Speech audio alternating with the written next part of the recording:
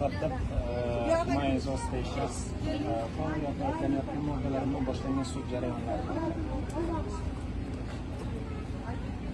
Bunda faoliyat haqida barcha 1 milliondan ortiq kuzatuvchisiga ega bo'lgan bloger, ham oliy ma'lumotli jurnalist bo'lishi, hamma o'zi erkin xolis baho bera oladi. Ijtimoiy tarmoqdagi bu kishining videolarini ko'rib, sud tergov yakunlanmagani sababli suddagi faoliyat haqida ham to'liq fikr bildira olmaymiz, lekin sudni boshlov qismi, sudni munosabatiga kelganda hozir ijobiy fikrimiz.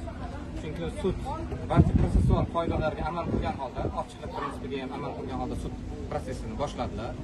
Barcha qoidalarga, sud protsessual qoidalarga amal qilinyapti. Faqat bu yerda advokatlarning himoya pozitsiyasini bildiradigan joyimiz shuki, ehtiyot chorasini o'zgartirilmaganligi, ehtiyot chorasi aslida qolganligi bu bizning himoya pozitsiyamiz bunga e'tiroz bildiradi. Sababi hozirgi kunda mana gidrometeorologiya tomonidan e'lon qilingan anomal issiq 44 gradusdan 49 gradusgacha issiq bo'ladi deb e'lon qilinyapti.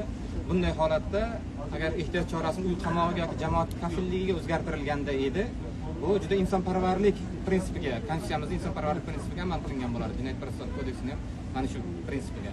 Nafaqat Sirojidin Adilov, balkim shu O'zbekistondagi barcha ehtiyot chorasi, qamoq ehtiyot chorasi bo'lgan yoki qamoqda boyagi ozodlikdan mahrum etish joylari saqlanayotgan shaxslarga ham agar jinoyati boyagi og'ir yoki o'ta og'irligi yoki boshqa obyektiv sabablari xalaqit bermasa, insonparvarlik tizimidan yurtboshimiz amnistiya yoki afv e'lon qilganlari juda maqsadga muvofiq bo'ladi deb o'ylayman.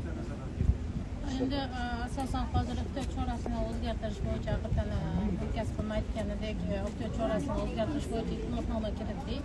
Lekin sud tomonidan aynan 165-modda borligi tufayli o'zgartirilmasligini bildirdi.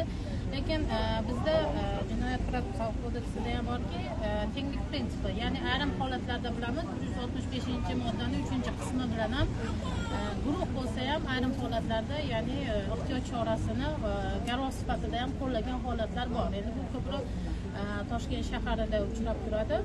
Shuning uchun hozirda imini 165 bo'yicha berilayotgan holati bo'yicha oldin ehtiyot chorasi 211 bilan qo'llanilgan, ya'ni pora berish bo'yicha moddasi bilan. Lekin tergov jarayonida u holat chiqarildi-da, 165-modda bilan ushlab turibdi. Endi bilmadim, hozir sudimizda boshlanishi sud tomonidan, ya'ni ommaviy axborot vositalarini qatnashish bo'yicha holatlariga, ya'ni audio yozuvlar yozib olishga sudya tomonidan hech qanaqa bir nimalar, ajrimlar chiqarildi. Ya'ni jamoatchi vakillar qatnashish bo'yicha ham ajrimlar chiqarildi. Faqatgina hamkasbim aytgandek, shu ehtiyot chorasi bo'yicha biz ozgina nima bo'ldi.